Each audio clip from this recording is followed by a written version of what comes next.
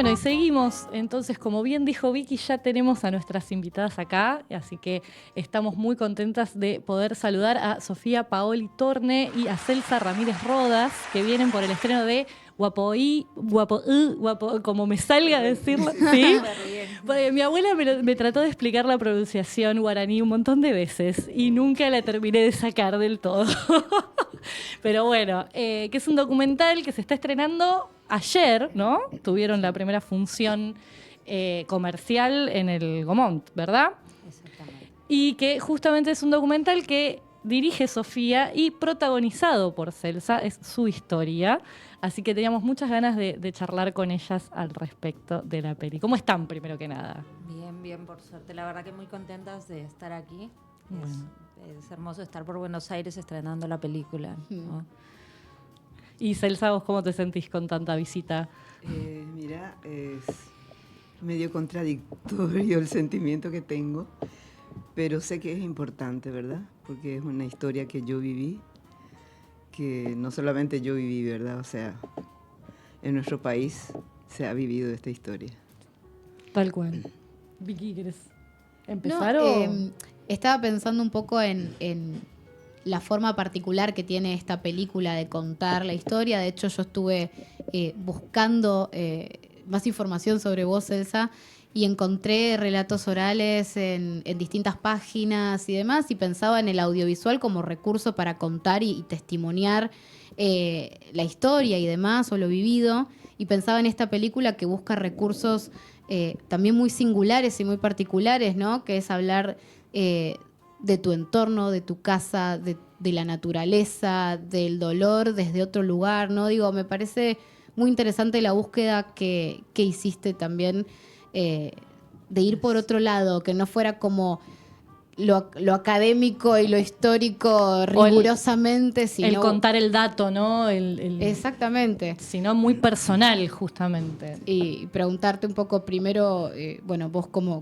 fue tomar esa decisión y vos también cómo interpretar esa decisión y decir, bueno, acompañamos esta forma de contar esta historia que ya la debes haber contado de muchas formas también. Sí.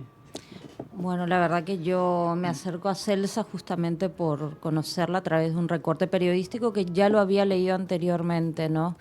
Pero guardé ese recorte y siendo madre es como que me impactó, me choqué de una forma muy distinta y ahí fue que fue a buscarla a Celsa porque me impactó su historia, me impactó su lucha. Pero cuando la conozco personalmente, que me fue a visitarla con mi hijo de 1 añito, sí, nos fuimos, me acuerdo todo, comimos tallarines, mi bebé se durmió en su cama, todo, ¿no? En ese momento, bueno, después empiezo a contactar cada vez más con ella, a conocerla, empezamos a entablar una hermosa amistad y ahí es que voy conociendo muchas más cosas de ella, su vida actual, su contacto y su deseo de sanación a través de las plantas, esa experimentación que ella hacía y también esa resiliencia y lo que me llamaba mucho la atención era, bueno, ella es hermosa, definitivamente, y esa forma tan de recurrir a las anécdotas y a esos momentos vividos con los niños, con los compañeros, que te llevaban a lo vivido, al dolor vivido, pero lo contaba con tanto amor y tanta ternura que eso me llamaba la atención y es ahí donde siento que empezó a tomar más forma la película, ¿no? Claro. Y vos, para vos, Celsa, ¿cómo fue? ¿Cómo fue decir, bueno, vamos a contar esta historia desde este lugar ahora? O también voy dejar a dejar que otro la cuente, voy a dejar que Sofía, ¿no?, cuente mi historia. Mira, siempre hice entrevistas, ¿verdad? Porque eso yo aclaro, no es porque precisamente me guste hacer, pero considero que sí es un deber que yo debo responder a estas entrevistas porque son hechos que han ocurrido en mi país durante una dictadura muy larga de 35 años, que fue del general Alfredo Stroessner. Y fue un tiempo muy difícil, pero que se tergiversa. Pasando los años se tergiversa. Claro. Entonces, por eso digo, no, es importante contar lo que ocurrió en esa época y cómo vivíamos. Se vivía con mucho miedo. De hecho, en la película hay algo de registro en off, después sobre la decisión de trabajarlo en off, que me parece súper interesante, Sí. pero digo, hay algo de registro también De estas reciente, entrevistas, claro. ¿sí? No, y aparte algo de la política reciente de Paraguay, que también en algún punto toca de cerca estos puntos o recupera o ciertos personajes Que tuvieron que ver, ¿no? que reivindican claro. esto. Digo, eso es algo que igual también lo estamos viviendo en otros países, nosotros también. Sí. Pero digamos, como que se vuelve todo el tiempo a tocar ese tema, como todo el tiempo aparece reivindicado por figuras y uno parece que tiene que volver a escuchar testimonios como el tuyo y entender esas historias de otro lugar. Sí, sí. Y en el caso particular de esta historia, algo que me parece también muy notable es el hecho de que involucra generaciones. Sí. Porque estás vos, está tu mamá, está tu hijo, ¿no? Entonces, todos involucrados en esto que estuvo pasando. Y eso que también Sofía comentaba, de rememorarlo desde las anécdotas, pero desde un lugar de amor, ¿no? Cómo fue también encontrarse de nuevo con todas esas cosas, ¿no? Revisar esos baúles de ropa, de archivos, de fotos, de buscar todas esas cosas para generar esto, ¿no? Para generar este material. ¿Cómo fue ese encuentro para las dos, digo, ¿no? El tuyo desde lo personal y en el tuyo como realizadora también. Mira, vos sabés que gracias a Sofía yo pude revisar todo eso porque el trajín diario de una madre, pues yo tengo 4 hijos, aparte Claro. del hijo que nació en la prisión, y con otro compañero, ¿verdad? Y bueno, parecía que no tenía tiempo de revisar todas esas cosas. Tal es así que mi hijo también quedó sorprendido, ¿verdad? Cuando iba viendo y esto. Claro. Parece mentira, pero es verdad. Y bueno, es tomar coraje también, porque es como que difícil volver a remover cosas así. Pero al final uno encuentra eso y yo lo tomo con tanto cariño, con tanto afecto de tanta gente. Recuerdo así esos momentos y me da mucha fuerza porque fue mucha lucha. Cuando llegamos al campo de concentración de Emboscada, yo todavía tenía la esperanza que mi marido estaba vivo, ¿verdad? Pero ahí los compañeros me contaron, te contamos la realidad, es esta, y yo ahí me enteré, pero de repente digo, es que a veces hay casos de que tan mal estaba ya una persona y resulta que estaba bueno. Entonces tenía una cierta esperanza.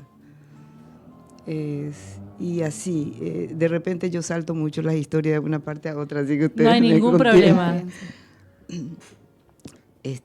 Bueno, mi marido, yo tengo un marido desaparecido, Claro. que es Derlis Nenrod Villagra Arzamendia.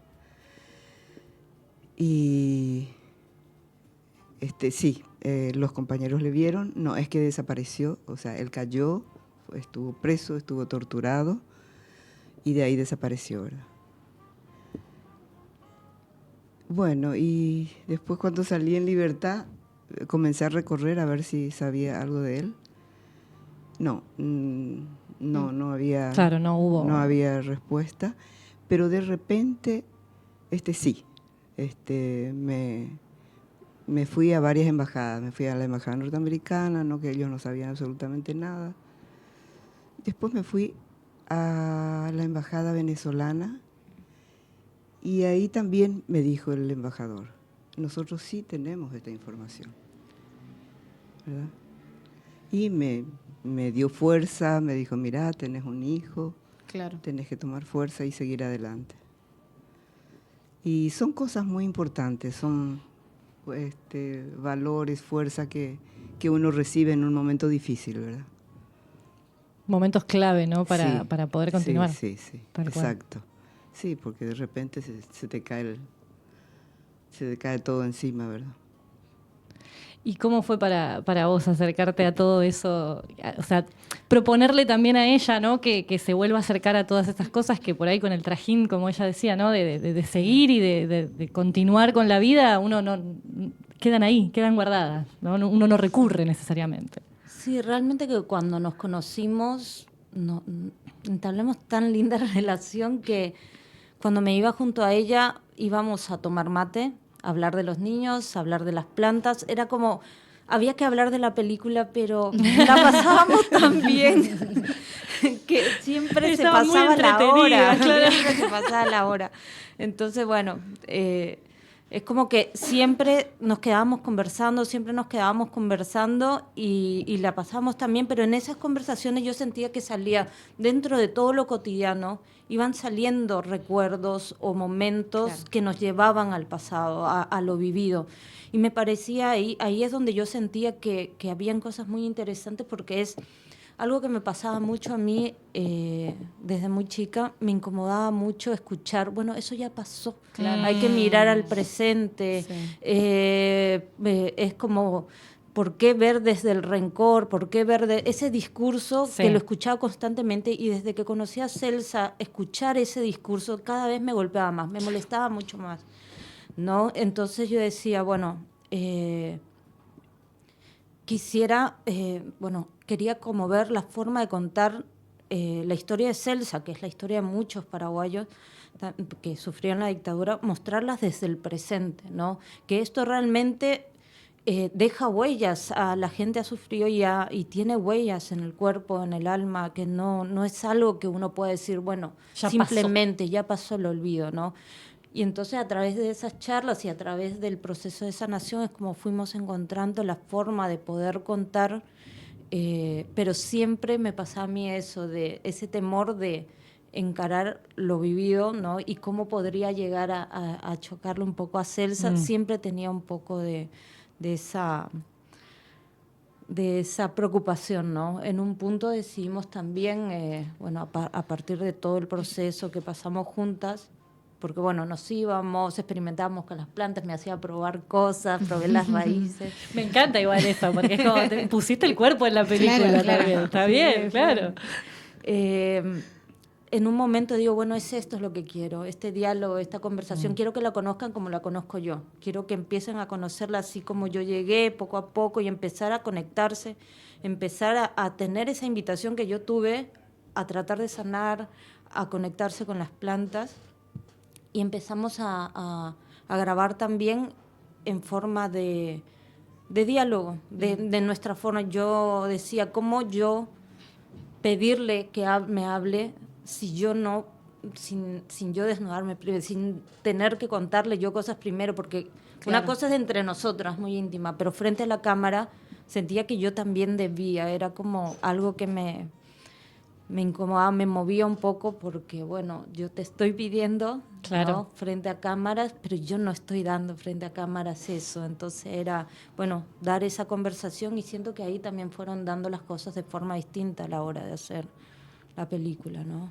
Hay mucho también sobre la idea de la práctica de la memoria, ¿no? Que es algo como que se practica, incluso con la idea del romero, ¿no? Y de tenerlo presente para ayudar a eso, a practicar. Y las conversaciones son, también las siento muy de ponernos a pensar y a rememorar, y sale y es como, y por ahí, y estaba tal en este lugar, no, ella no estaba, ¿no? Y Sí. es así Sí, como como uno un ejercicio. claro, es así Sí. como uno recuerda las cosas, ejercitando, ¿no? Y también esto de que si no se ejercita, se pierde y terminan ganando por ahí ese ya pasó, ¿no? Es mucho más fácil el ya pasó que ponernos a practicar activamente, recordar las cosas y seguirlas contando también. Sofía, recién hablabas sobre la cámara, y para mí esto que vos hiciste ahí como un trabajo muy delicado, digo, yo en un momento veía en un plano, en una conversación con tu madre, que me parecía que pasaba algo muy lindo, que es, en un momento la cámara como no las está mostrando a las dos, está mostrando a una de Sí. ellas, pero empieza a hablar la otra y muy despacito se vuelve a mover la cámara para que estén las dos, y pensaba en esa delicadeza para no intervenir un momento con dureza con la cámara, ¿no? Como no interrumpirlo. Acompañarlo, ¿no? Acompañarlo, y pensaba como, te quería preguntar por esas decisiones o por ese trabajo y esa delicadeza que tuviste. Bueno, en el caso de las conversaciones entre ellas, para mí era muy importante que se dé eso, digamos. Tenemos horas y horas y horas de grabaciones. El pobre sonidista, seguramente el Diego, me habrá estado odiando con los brazos arriba. Horas de grabación, pobrecito. Sosteniendo ahí. Sosteniendo la caña. Pero lo que pasa es que se dan conversaciones tan lindas. Y era tan lindo escucharlas que, bueno, era eso, poder acompañar el diálogo entre ellas, estar en ese descubrir, escuchar, poder, no podía cortar. No podía cortar, era Claro. poder estar atentos a todo lo que ellas nos estaban contando, todo lo que nos estaban presentando. Entonces, para mí había momentos muy, muy importantes. El de las conversaciones entre ellas, nuestros diálogos que tenían que darse, el tiempo que sea necesario, y más todavía escuchando. Y por otro lado, los momentos que eran de observación, ¿no? Digamos, a mí claro. me parecía muy importante que sus momentos íntimos se sientan íntimos y poder observar, pero no es, digamos, dar ese espacio para que sucedan las cosas, ¿no? Tengo una última para Celsa que tiene que ver con lo que decíamos recién. Digo, nuestro país también tiene su historia y tiene en este momento gente que está reivindicando las mayores crueldades que han sucedido y uno está todo el tiempo preguntándose cómo hacer para que eso no suceda. Digo, una pregunta que todavía no sé cómo se responde.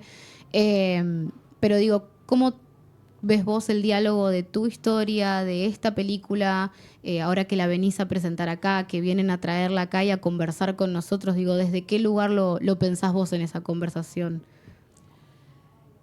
No, justamente, es porque es un aporte a la memoria y al principio uno como que no quiere hablar porque es desagradable, uno se siente mal y todo eso. Pero uno se da cuenta que se está distorsionando la verdad. Claro. Y todavía estamos lo que conocemos esa verdad. Entonces es nuestro deber contar lo que sí ha ocurrido, ¿verdad? Porque es terrible, o sea, es mucha, se utilizó mucha crueldad con la gente y encima en la siembra del miedo, no te metas, cállate. Entonces, eso paraliza mucho. Y hasta ahora sigue esa idea, ¿verdad? No solamente en Paraguay. No, Sí, tal cual. sí, ni hablar. Sí, y entonces sí es muy importante. Creo que realmente eso que señalaste, que estuvieron señalando ustedes con relación a la visión que ella tuvo en cómo encarar esa película, cómo llegar a la gente. Y sí, yo, sinceramente, yo la felicito por esa idea revolucionaria, le digo yo, porque es una revolución, porque generalmente las entrevistas son, "Ey, pasó esto, Claro. ¿no? Sin embargo, ella lo encaró de una manera tan así armoniosa, a pesar de todos los dramas, y eso no es fácil, ¿no? Para nada, Sí. para nada. Nancy, vos podés creer la hora que es. Sí, vos no, podés no. creer. La verdad es que tenemos que agradecerles por haber venido Enormemente, enormemente, porque la verdad es que es una película que Nancy la vio primero y me pudo decir, mirala, es hermosa, está buenísima, y fue quien consiguió que ustedes pudieran estar acá hoy, así que agradecida con Nancy y con ustedes por haber hecho el esfuerzo de venir hasta acá y conocerlas. Nosotras, bueno, nos vamos. Nos quedamos yendo. sin programa Sí, porque nos se quedamos, termina se nos ahora, va. así que Bueno, si muchísimas no, gracias. seguiríamos conversando media Sí. hora más si por nosotras fuera, pero bueno, queda hecha la recomendación para todos los que puedan de ir a ver la peli. Está en el Gomont y está en algún otro lado más ahora. En el Cosmo. Y en el Ah, Cosmos, bien. buenísimo. Bueno, 2 espacios muy lindos para ir a verla, la verdad. La peli se llama Guapo I, o Guapo Guapo. y la verdad es que muy recomendada por parte nuestra Sí. y muy agradecidas porque hayan venido. Gracias. Muchísimas Muchas gracias. gracias a Muchas ustedes. gracias. Nosotras nos vemos la semana que viene. Gracias a quienes estuvieron del otro lado y chau, chau, chau.